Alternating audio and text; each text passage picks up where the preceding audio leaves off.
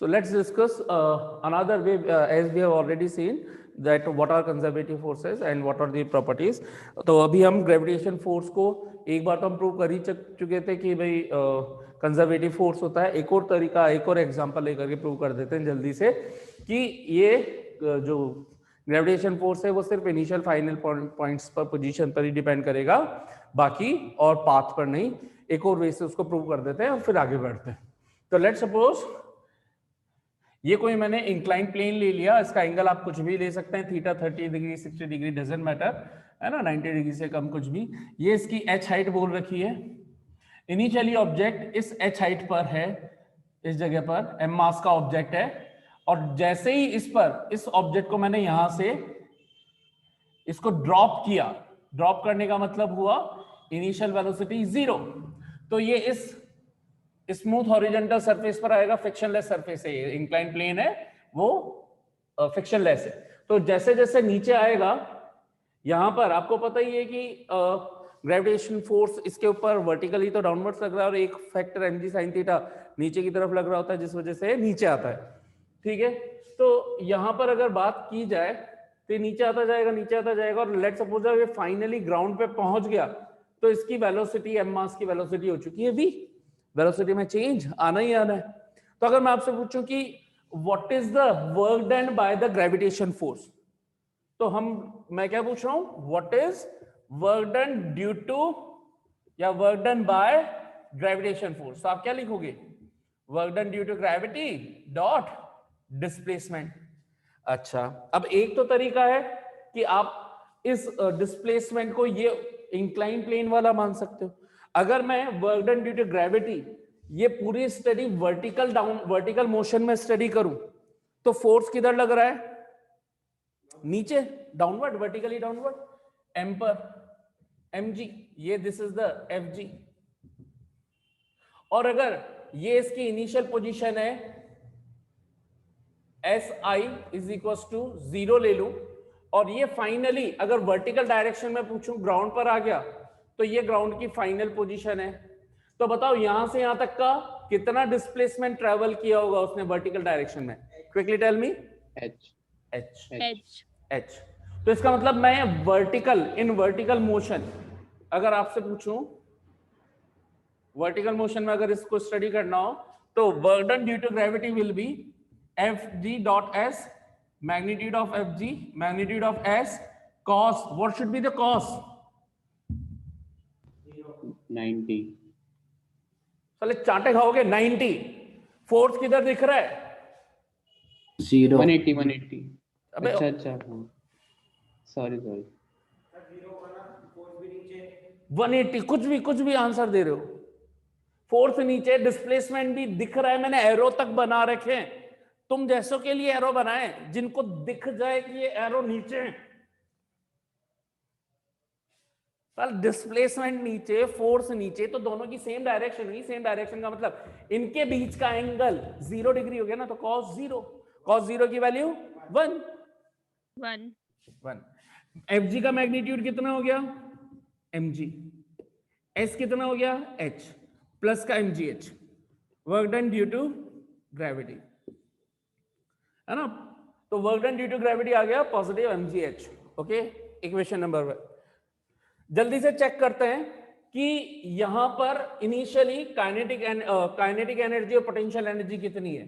तो इसको बोल देता हूं पॉइंट ए, और इसको पॉइंट बोल देता हूं जी, इसको बोल देता हूं पॉइंट बी, है ना. जी फॉर ग्राउंड, ए से जी डायरेक्ट, और ए भी इंक्लाइन प्लेन वाला. तो एट पॉइंट ए जल्दी बताइए मुझे कि what is the potential energy. Potential energy at A mgh, ground से एच हाइट पर, है ना. अब तो समझ में आता ही होगा. और काइनेटिक एनर्जी एट ए कितना चल रही है, 0, क्योंकि ए पर तो हमने रोका हुआ है. जैसे ही वो नीचे आएगा तो एट पॉइंट बी, अब पॉइंट बी की बात कर रहा हूं मैं, at point B potential energy at point B कितनी हो जाएगी, mg इंटू वर्टिकल हाइट. ये h कौन सी लेते हैं, वर्टिकल. तो b पॉइंट पर वर्टिकल हाइट कितनी हो गई, 0. ए से जैसे जैसे इधर आ रहा है तो वर्टिकल हाइट तो डिक्रीज हो रही है ना, तो यहां पर कम हो गई, यहां पर जब यहां आ गया तो ग्राउंड से ग्राउंड की हाइट, बी पॉइंट कहां पे, ग्राउंड पे ही तो है, तो उसकी हाइट क्या हो गई, वर्टिकल से 0, तो पोटेंशियल एनर्जी तो हो गई बी पर 0। इसी तरह से काइनेटिक एनर्जी एट बी, लेकिन इसकी स्पीड में कुछ गेन हुआ है, पहले 0 थी इनिशियल वेलोसिटी ड्रॉप करते टाइम, यहां पे कुछ हुई होगी, बता सकते हो अगर v है तो कितनी लिखूंगा, half mv square, equation 2। Alright, जल्दी से चेक कर लेते हैं, ये v मैंने एज्यूम किया है b पर, तो v को मैं h की टर्म्स में, हमें गिवन सिर्फ h है, m गिवन है और h गिवन है, इस टर्म्स में हम निकालने की कोशिश करता हूं। तो मैंने बोला इन वर्टिकल डायरेक्शन, क्योंकि हमने वर्क डन किस मोशन में लिया है, वर्टिकल मोशन में, तो वर्टिकल डायरेक्शन में मैं स्टडी करना चाह रहा हूं, in vertical direction, in vertical direction.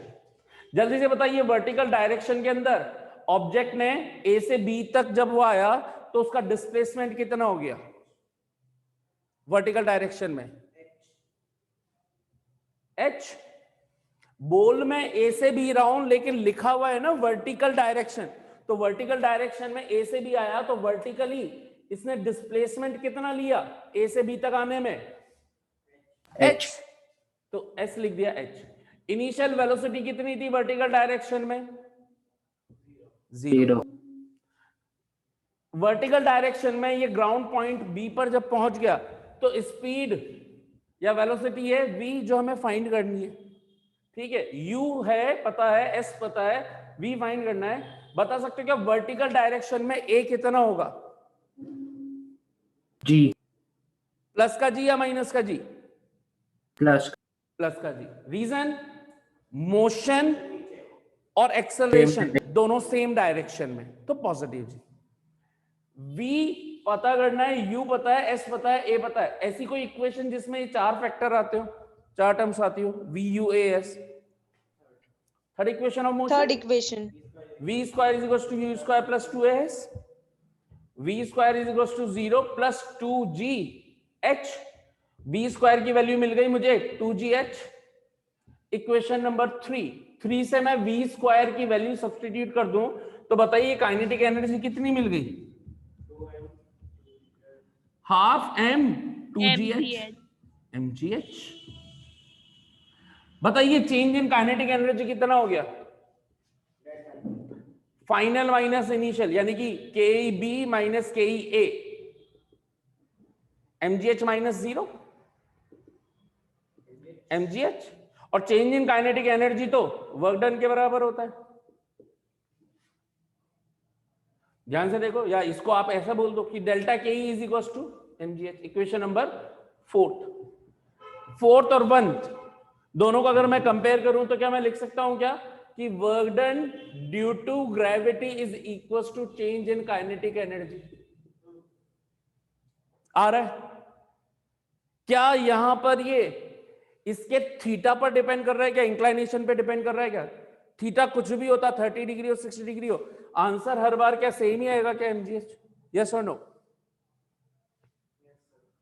तो इसका मतलब इसमें इन्वॉल्व फोर्स कौन सा हुआ, कंजर्वेटिव। इन्वॉल्व फोर्स का नाम क्या है, कौन है वो, gravitation force. Got it, how many of you understood this topic properly. Let's start next topic, principle of conservation of mechanical energy. So what does this principle of conservation of mechanical energy states? It states that under conservative forces, again I am repeating, under conservative forces, the total mechanical energy for an object always remains constant. The total mechanical energy of an object always remains constant, and it will be equal to the sum of its kinetic energy and potential energy. फिर से, under conservative forces the total mechanical energy of an object always remains constant, and it will be equal to the sum of its kinetic energy and potential energy at any point. हमेशा total energy constant रहेगी. So according to principle of conservation of mechanical energy, it states that the total energy of an object always remains constant and it is equal to the sum of the kinetic energy and its potential energy. That means we can write it in that way. तो principle of conservation of mechanical energy क्या बोल रही है कि जो total energy का मतलब total mechanical energy है ना, टीई का मतलब शॉर्ट में लिख देते हैं टोटल एनर्जी। टोटल कौन सी energy? Mechanical energy should be the sum of kinetic energy plus potential energy at any point and it should be always constant whatever be the point। ठीक है, सम हो सकता है किसी पॉइंट पर काइनेटिक एनर्जी ज्यादा हो, किसी पॉइंट पर पोटेंशियल एनर्जी कम हो, लेकिन इनका सम जो भी आएगा वो कांस्टेंट आना चाहिए। जैसे मैं पहले एक एग्जांपल दे देता हूं फिर इसको प्रूव करते हैं। मान लीजिए हमें पता है कि टोटल एनर्जी आनी है 100 जूल, ठीक है। अब किसी पॉइंट पर अलग अलग पॉइंट ले लिए मैंने, 3-4 पॉइंट्स ले लिए, A point, B point, C point, D point. तो कंजर्वेशन ऑफ मैकेनिकल एनर्जी बोलता है ए पॉइंट पर भी 100 जूल टोटल एनर्जी रहनी चाहिए, बी पर भी टोटल एनर्जी 100 जूल रहनी चाहिए, सी पर भी टोटल एनर्जी 100 जूल रहनी चाहिए और डी पर भी टोटल एनर्जी 100 जूल रहनी चाहिए। भले ही इन पॉइंट्स के बीच में पोटेंशियल एनर्जी और काइनेटिक एनर्जी चेंज हो रही हो, लेकिन वो चेंज कैसा भी हो ऐसा जरूर होना चाहिए कि उनका सम 100 है। तो हो सकता है इनिशियली कि पोटेंशियल एनर्जी पूरी की पूरी पोटेंशियल एनर्जी हो, इधर पोटेंशियल एनर्जी लिख रहा हूं और इधर काइनेटिक एनर्जी लिख रहा हूं। इनिशियली पोटेंशियल एनर्जी 100 जूल थी, काइनेटिक एनर्जी कुछ नहीं होगी, 0 थी। फिर यहां पे मान लीजिए कि 60 जूल हो गई तो यहां पे काइनेटिक एनर्जी 40 जूल हो चुकी होगी। यहां हो सकता है सी पॉइंट पर आकर के इसकी पोटेंशियल एनर्जी और डिक्रीज हो गई हो, 30 जूल हो गई हो, तो यहां पे काइनेटिक एनर्जी अपने आप 70 जूल हो जाएगी। इसी तरह से डी पॉइंट पर मान लीजिए कि पूरी पोटेंशियल एनर्जी ग्राउंड पे आ गया तो पोटेंशियल एनर्जी 0 हो गई, तो यहां पर अपने आप काइनेटिक एनर्जी 100 जूल हो जाएगी। इस तरीके से कि हमेशा टोटल एनर्जी जो काइनेटिक एनर्जी और पोटेंशियल एनर्जी का सम है वो कांस्टेंट बना रहेगा। लेट्स प्रूव इट कि क्या वाकई में ऐसा होता है, देखते हैं। ठीक है, प्रूफ। इसको प्रूव करने के लिए इसी तरह का हम कुछ एग्जांपल ले रहे हैं। लेट्स सपोज ये हमने कोई ले लिया m मास का ऑब्जेक्ट और ग्राउंड से इसकी हाइट ले ली है, ये ग्राउंड से ए पॉइंट की हाइट हमको दे रखी है h। ठीक है, हमें पता है कि जो भी पोटेंशियल एनर्जी होती है किसी h हाइट पर वो उसके वेट और ग्राउंड से हाइट का मल्टीप्लिकेशन होती है, mg इंटू h। तो अगर मैं आपसे पूछूं कि ये ए पॉइंट है, तो यहां पोटेंशियल एनर्जी कितनी होगी, तो आंसर होगा mg इंटू h, mgh। जैसे जैसे ग्राउंड से हाइट, हमेशा पोटेंशियल एनर्जी के लिए हाइट ग्राउंड से मेजर करनी, ऑलवेज रिमेंबर। आप ऊपर से हाइट मेजर नहीं करोगे अगर पोटेंशियल एनर्जी को डिस्कस कर रहे हैं। तो हमने यहां पे एज्यूम कर रखा है कि ग्राउंड पर पोटेंशियल एनर्जी कितनी होती है, 0। Potential energy at point G will be 0 unless they रखा हो नहीं दे रखा हो। बाय डिफॉल्ट आप जहां भी ग्राउंड पॉइंट है उस जगह से आप जहां से कैलकुलेशन स्टार्ट कर रहे हैं उसकी पोटेंशियल एनर्जी क्या लोगे, 0। तो बाय डिफॉल्ट ग्राउंड पॉइंट की पोटेंशियल एनर्जी क्या माननी है, 0। ठीक है, अब हमने क्या किया, इसको इनिशियली ड्रॉप किया। ड्रॉप करते ही ए पॉइंट पर इसकी इनिशियल वेलोसिटी क्या कहलाएगी, 0। जैसे ही ड्रॉप किया इस पर एक ग्रेविटी फोर्स हमेशा से ही लग रहा है नीचे की तरफ, तो इस पर एक ग्रेविटी फोर्स जो नीचे लग रहा है उसके कारण इसमें मोशन स्टार्ट होगी, क्योंकि एक gravity acceleration due to gravity जो कि है g, वो वर्टिकली डाउनवर्ड डायरेक्शन में लगता है। ठीक है, fg की डायरेक्शन में ये एक्सेलरेशन प्रोड्यूस होगा। ठीक है, लेट्स सपोज इस वजह से, इस acceleration due to gravity g की वजह से ऑब्जेक्ट धीरे धीरे नीचे आ रहा है। लेट्स सपोज कहीं यहां पर आ गया, इस पॉइंट को हमने बोल दिया b पॉइंट। ठीक है, और ये ऊपर से नीचे कुछ x डिस्टेंस या x डिस्प्लेसमेंट ट्रेवल कर चुका है। डिस्प्लेसमेंट का मतलब सीधी लाइन बोल दी हमने कि जो सीधा वर्टिकल डायरेक्शन में डाउनवर्ड ही कितना आ चुका है, x। अगर ये x आ चुका है तो ग्राउंड से हाइट कितनी रह गई? टोटल हाइट है h, उसमें से x ये नीचे आ चुका है तो ग्राउंड से हाइट कितनी रह गई? h माइनस एक्स, यहां से यहां तक की। ठीक, लेट सपोज बी पॉइंट पर आने पर, क्योंकि इसमें एक एक्सेलरेशन प्रोड्यूस हो रहा है ग्रेविटी के कारण, एक्सेलरेशन ड्यू टू ग्रेविटी के कारण, तो यहां पे स्पीड भी चेंज हो गई होगी, वी भी हो गई बी पॉइंट के रेस्पेक्ट में। And let suppose finally it is about to hit the ground, ये ऑब्जेक्ट एम मास का जो ऑब्जेक्ट है, और वो जब जी पर हिट हो रहा है तो वहां की स्पीड मैंने मान ली है वी जी। अभी मानी हमने, एज्यूम करी, चेक करेंगे कि कितनी आनी। यहां जब ये ग्राउंड पे जस्ट अबाउट टू हिट है, यानी कि ऑलमोस्ट पहुंच चुका, हिट हो गया, तो इस जगह पर हाइट कितनी हो चुकी होगी इस जी पॉइंट पर? 0। At G h will be 0। ठीक है, एट बी हाइट कितनी हो चुकी है? एच माइनस एक्स, है ना, इसको हाइट बोल देते हैं कैपिटल एच, तो ये हाइट। ठीक जी, ठीक है सर। अब हम हमारा 3 पॉइंट हमने देख लिए, ए बी और जी।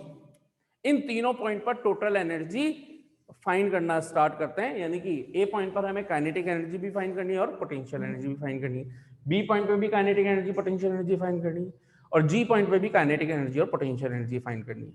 हर एक पॉइंट पर दोनों एनर्जीज का सम देखना है और हमें प्रूव करना है कि सेम आना चाहिए।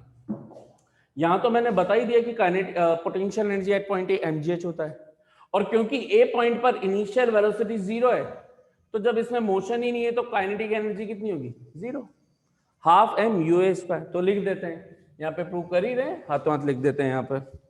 ठीक है,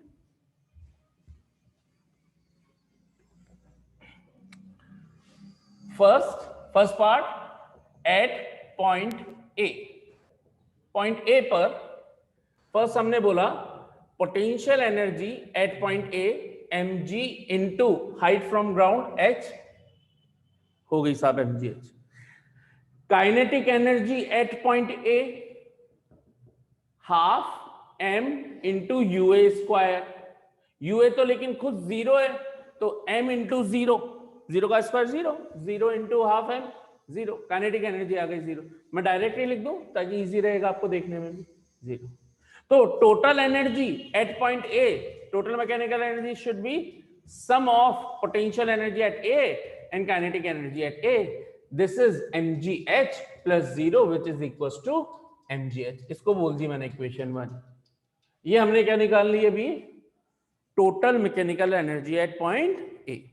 ठीक है, सेकेंड बात करते हैं at point B. Point B पर देखें तो पोटेंशियल एनर्जी भी चाहिए और काइनेटिक एनर्जी भी चाहिए। तो फर्स्ट हम पोटेंशियल एनर्जी निकाल लेते हैं। Potential energy at point B, mg mass m है, ग्रेविटी g है, इनटू हाइट फ्रॉम ग्राउंड। बताइए हाइट फ्रॉम ग्राउंड कितनी हो गई? h minus x. ठीक है, very good, mg h minus x. तो सेकेंड इसी तरह से क्या फाइंड करना है? Kinetic energy half m vb square, vb मैंने अज्यूम करी है, तो अब मुझे इसको कन्वर्ट करना है in terms of given data, यानी कि mgh इस तरह के फॉर्मेट में। तो अब मैं कैसे कन्वर्ट करूंगा? तो ये जो मेरी मोशन हुई है ये कहां, बी पर जब आया है तो कहां से आया है? From A to B. तो अगर हम ए से बी के अंदर देखें, during the motion from A to B क्या क्या डेटा अवेलेबल है हमारे पास? यहां पर यू ए से बी के लिए इनिशियल वेलोसिटी तो यू ए कहलाएगी जो कि 0 है, और वी बी तो हमें फाइंड करना है, नहीं पता क्योंकि यहां वी बी ही तो हमने एज्यूम किया है। और अगर डिस्प्लेसमेंट पूछूं तो डिस्प्लेसमेंट होना चाहिए ए बी के बराबर, ए से बी आया है तो ए से बी कितना डिस्प्लेसमेंट हुआ है? एक्स, तो ये लिख दिया मैंने एक्स ए से बी मोशन में। ठीक है, अच्छा साहब, और ए कितना है? ए कितना है? जी। अब ये ध्यान रखना है हमेशा, हर बार मैं बताता हूं कि जी पॉजिटिव लेना या नेगेटिव, तो कॉन्सेप्ट ध्यान रख लें फिर से। अगर जो मोशन एंड एक्सेलरेशन, जो भी एक्सेलरेशन हो मोशन के अंदर, अगर वो सेम डायरेक्शन में हो, सेम डायरेक्शन में, तो एक्सेलरेशन की वैल्यू लेंगे आप पॉजिटिव। ठीक है, तो यहां पर मोशन भी नीचे है और एक्सेलरेशन भी नीचे है, इसलिए ए की वैल्यू जो भी लिखी हुई है वो पॉजिटिव में लिखनी। अगर मोशन ऊपर हो रही हो, एक्सेलरेशन नीचे लग रहा हो, तो ए की वैल्यू लेनी होती है नेगेटिव। तो यहां पर मोशन भी नीचे हो रही है ए से बी के अंदर और एक्सेलरेशन ड्यू टू ग्रेविटी भी नीचे, तो प्लस का जी। ठीक, अब ऐसी इक्वेशन जिसमें ये चारों डेटा आते हो, u v a s, so which equation is this? Third. What is third equation of motion? V square is equals to u square plus 2as। v square तो हमारा vb square है, u square ua square जो कि 0 है, a की value g है और s की वैल्यू x है। vb square की वैल्यू मिल गई साहब हमें 2gx। ठीक है, इनको कुछ इक्वेशन दे देता हूं मैं। मान लीजिए इसको इक्वेशन नंबर 1 यहां तक दे दी, या काम करते हैं सभी को दे देते हैं। 1 2 3, दिस इज 4 5 एंड 6 से मैं वीबी स्क्वायर की वैल्यू 5 में सब्स्टिट्यूट कर रहा हूं, तो मुझे क्या मिल जाएगा, यहां ध्यान दो।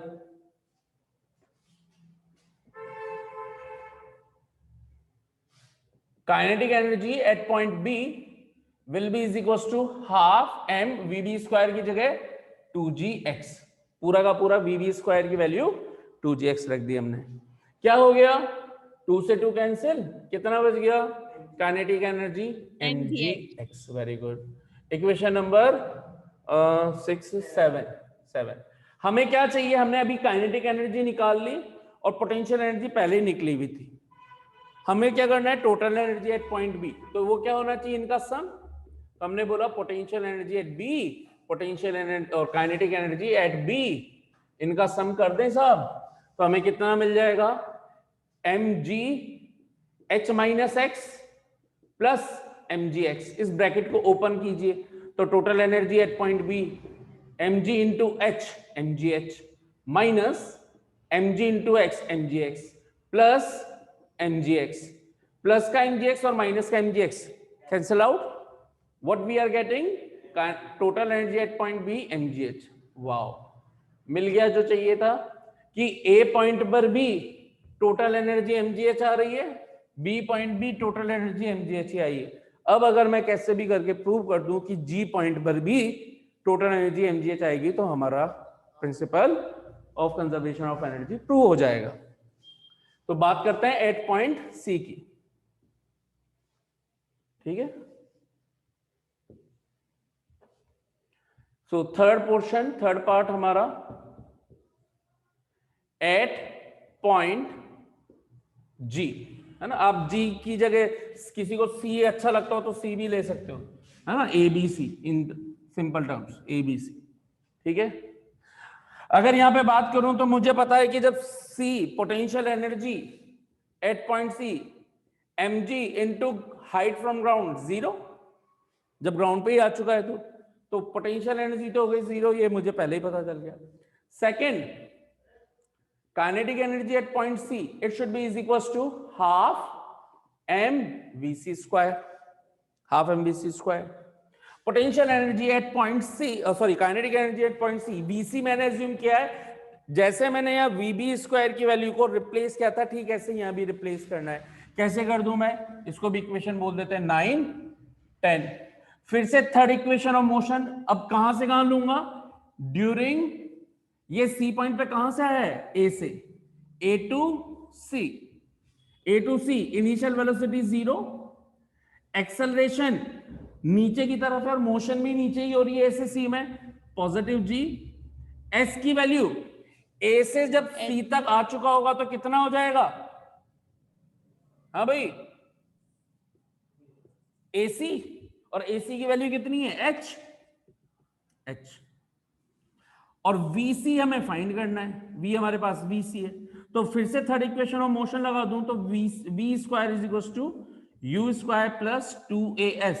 वी क्या है यहां पर, वीसी स्क्वायर, यू है 0 2g और s की वैल्यू है h, vc स्क्वायर की वैल्यू पता चल गई, इसको बोलते इक्वेशन नंबर 11। 11 से मैंने 10 में सब्स्टिट्यूट कर दी vc स्क्वायर की वैल्यू, तो मुझे कितनी मिल गई साहब? Kinetic energy at point C half m vc square की जगह 2gh, 2 से 2 cancel, kinetic energy at point C is mgh। Equation number 11 ये रही, और सॉरी 12 ये रही, और पोटेंशियल एनर्जी 9 ये रही, 0 जो चल रही है। तो total energy at point C, potential energy at point C plus kinetic energy at point C कितनी हो गई साहब? यहां पर 0 प्लस mgh, तो total energy at C mgh, equation number 13 clearly by equation कौन कौन सी? थर्ड, और थर्ड के बाद कहां पे निकाली? 8, एंड ये कौन सी है? 13। Total energy at point A is equal to total energy at point B is equal to total energy at point C. Hence we can say that total mechanical energy at each and every point always remains constant. This is the proof of principle of conservation of mechanical energy. How many of you understood it properly? हाँ भाई देखिए, अब यहां पर तो यहां तक मेरे हिसाब से सब कुछ समझ में आ चुका है। अब देखते हैं ग्राफ किस किस का? एनर्जी वर्सेस हाइट का, एनर्जी वर्सेस हाइट। कौन सी एनर्जी? पहले मैं आपके लिए डिफरेंट एनर्जी के ग्राफ बना रहा हूं हाइट के रेस्पेक्ट में, यानी कि काइनेटिक एनर्जी का अलग, टोटल एनर्जी का अलग और पोटेंशियल एनर्जी का अलग। सो फर्स्ट ग्राफ में बात कर रहा हूं साहब पोटेंशियल एनर्जी वर्सेस हाइट। तो लेट्स सपोज y एक्सिस पे लिख दी मैंने पोटेंशियल एनर्जी और यहां पे लिख दी x एक्सिस पे हाइट, ठीक है? नहीं, ठीक है, जल्दी बताइए। इसका मतलब ये कि इधर 0 मीटर है, फिर यहां पर 2 मीटर, 6 मीटर, 8 मीटर, ये ऐसे हाइट ऐसे बढ़ रही है। आप ऐसे समझेंगे कि ऐसे ऊपर जा रहा है, इधर चलने का मतलब ऊपर जा रहे हैं। जल्दी से बताइए, हाइट इंक्रीज होने पर पोटेंशियल एनर्जी क्या होती है? इंक्रीज की डिक्रीज? इंक्रीज। तो क्या ग्राफ आएगा? पोटेंशियल एनर्जी का फॉर्मूला होता है mgh, तो potential energy is directly proportional to h, यानी कि y directly proportional to x का ग्राफ क्या होता है? Straight line. y directly proportional to x, potential energy directly proportional to height h। तो क्या होगा? जैसे जैसे हाइट बढ़ेगी वैसे वैसे पोटेंशियल एनर्जी भी इंक्रीज होगी, ठीक है? 10 मीटर पर जितनी है 20 मीटर पे उसकी डबल हो जाएगी, 30 मीटर पे 3 टाइम्स हो जाएगी। ये हो गया potential energy versus height graph. Second graph अगर मैं बनाऊं तो kinetic energy versus height graph. इधर हम ऊपर हाइट पर जा रहे हैं, जल्दी बताइए, जब मैं ऑब्जेक्ट को ऊपर फेंक रहा हूं तो इसकी काइनेटिक एनर्जी इंक्रीज होगी कि डिक्रीज होगी? डिक्रीज, है ना? नीचे से ऊपर फेंकूं तो हाइट तो नीचे से ऊपर बढ़ रही है, लेकिन स्पीड इसकी कंटिन्यूएशन में कम होती जाएगी, इसका मतलब काइनेटिक एनर्जी कम होगी, तो इसका ग्राफ नेगेटिव स्लोप वाला स्ट्रेट लाइन आ जाएगा। So this is the graph, ठीक है? Kinetic energy versus height graph, है ना? रहेगा तो काइनेटिक एनर्जी भी हमारी mgh ही निकली है, ध्यान से देखो तो ये रहा mgh जितनी, तो रहेगा तो हाइट के प्रोपोर्शनली, लेकिन क्योंकि स्पीड कम हो रही है इस वजह से ये काइनेटिक एनर्जी भी उसी रेस्पेक्ट, जिस तरीके से पोटेंशियल एनर्जी इंक्रीज हुई थी उसी तरीके से काइनेटिक एनर्जी डिक्रीज होगी। This is the graph. और अगर मैं थर्ड ग्राफ बनाऊं टोटल एनर्जी वर्सेस हाइट का, तो वो क्या आना चाहिए बता सकते हैं? कांस्टेंट लाइन, ठीक है? So this is total energy height. अब आप 0 मीटर पे हो तो भी ठीक है, 2 मीटर पे हो तो भी ठीक है, 4 मीटर पे हो तो भी ठीक है, 6 मीटर पे हो। अगर मान लीजिए 100 जूल आनी है टोटल एनर्जी, तो हर पॉइंट पर 100 जूल ही आएगी। सो ये इस ग्राफ का नाम क्या होता है? कांस्टेंट लाइन या a line parallel to x axis height के रेस्पेक्ट में। अगर ये तीनों ग्राफ को मैं एक में ही कंबाइन कर दूं तो ये ग्राफ कैसा बनेगा, देखिएगा जल्दी से। केवल एनर्जी, तो ये ग्राफ तो हो गया टोटल एनर्जी का, ये ग्राफ हो गया पोटेंशियल एनर्जी का, और ये ग्राफ हो गया, ये एच हाइट यहां तक है तो काइनेटिक एनर्जी का। ठीक है, कितनों को समझ में आ गया यहां तक सब कुछ?